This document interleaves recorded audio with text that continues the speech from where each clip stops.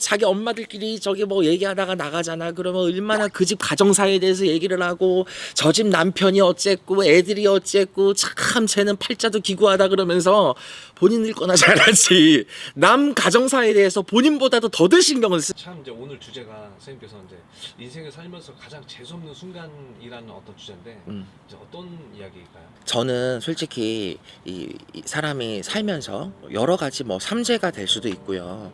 뭐 7수도 있을 거고요. 9수도 있을 거고. 근데 각 살다 보면 어느 집이든 안방문 열고 들어가면 사연 없는 집은 없잖아. 왜 재수 없는 날이 없겠어. 그날 뭐 가다못해 뭐 개새끼 똥을 밟아도 내가 재수 없다 생각할 수도 있는 거고.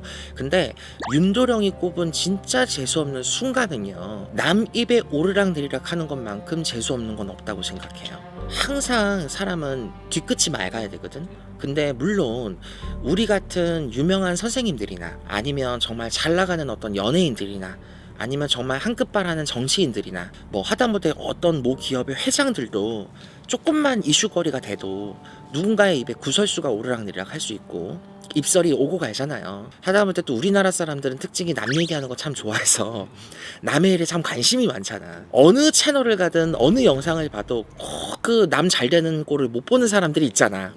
근데 그런 사람들까지는 우리가 어쩌지를 못해. 근데 이제 윤도령이 말하는 건 나와 직접적으로 연관된 사람들이야. 근데 사람들이 요즘에는 참 이 겉과 속이 다른 사람들이 많잖아요. 특히 무당들도 사실 그래. 무당들이 좀 많이 그래. 무당들 보면은 웃겨요. 이제 예를 들어서 뭐 굿당에서 만나잖아. 나는 뭐 굿당을 안 가니까 이제 내 굿당에 있으니까 그럴 일은 없는데, 안녕하세요 땡땡도 뭐 보살님, 오늘 잘 보고 있어요. 너무 잘 불리시는 것 같아. 그래서 아니에요, 선생님도 잘 불리시잖아요. 아니에요, 나 아직 멀었지. 고마워요. 참 볼 때마다 바쁘신 것 같아. 그치 얘들아, 이거 선생님이야, 인사드려. 안녕하세요. 막 제자들이 인사해. 네, 또 다음에 또 병원 밥 한 끼해요 나중에. 그래요 선생님, 들어가세요. 네. 아유, 지가 불리면 얼마나 불린다고. 이래. 이거 너무 현실 아닌가? 너무 현실이죠. 이게 사실 무당세계야. 이게 사실 무당세계고, 뭐 안 보이는 무당을 뭐 까고 욕하고 걔는 어쩌고 이런 게 아니라 실질적으로도 만나고 서로들 얘기를 하면서도 남 잘 되는 꼴을 못 보고, 특히 무속세계에서도 참 남 얘기하는 거 좋아하시는 분들이 많아. 내가 그게 이골이 나서 나는 굿당을 안 들어가고 내 구슬당에 있는 건데 얼마나 편해요, 그죠? 그러니까 무당세계도 이렇듯 우리가 일반적으로 살아가는 뭐 특히나 우리 아주머니 세대들 참 말 되게 많잖아요. 자기 엄마들끼리 저기 뭐 얘기하다가 나가잖아. 그러면 얼마나 그 집 가정사에 대해서 얘기를 하고 저 집 남편이 어쨌고 애들이 어쨌고 참 쟤는 팔자도 기구하다 그러면서 본인 일 거나 잘하지. 남 가정사에 대해서 본인보다도 더들 신경을 쓰세요. 사실 저는 그것만큼 재수없는 건 없어. 사람들 말이라는 게 이 도끼가 세요. 가시가 있단 말이야. 그래서 말은 씨 부린다고 말이 아니야. 항상 내가 뱉은 말은 돌아온다 그러죠. 그래서 그런 말이 있는 거야. 가는 말이 고와야 오는 말이 곱다 라는 말이 있는 거예요. 내가 사람들에게 어떻게 평판을 받는지, 사람들이 나를 어떻게 생각하는지는 솔직히 말하면 그거는 그 사람이 쌓아온 이미지야. 야, 쟤는 저렇게 얘기하지, 나가면 저렇게 얘기 안 해. 그 얘기가 왜 생겼겠어? 그 사람이 그랬으니까. 아무리 전에 들은 얘기라도 그 얘기가 시작된 이유는 있다는 거지. 아무리 뭐 중간에 와전이 됐든 살이 붙고 뼈가 붙어서 말이 좀 오해가 생겼다 한들 그 얘기가 나온 순간에 이유는 있을 거다. 그래서 모든 사람들이 그런저런 이유를 다 배제하다 보면 입을 닫고 살아야 돼. 그러니까 우리가 그럴 수는 없잖아요. 그래서 사람이 항상 어디 가서든 앞뒤가 똑같아야 돼. 그리고 항상 예발해야 돼. 그리고 제일 중요한 거, 겸손해야 돼.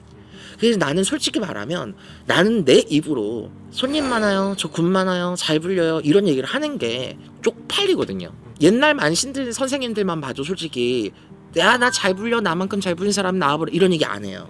어르신들도 진짜 오히려 옛날에 그런 말이 있어요, 감독님. 진짜 잘 불리는 사람은 숨어 불린다 라는 얘기가 있거든요.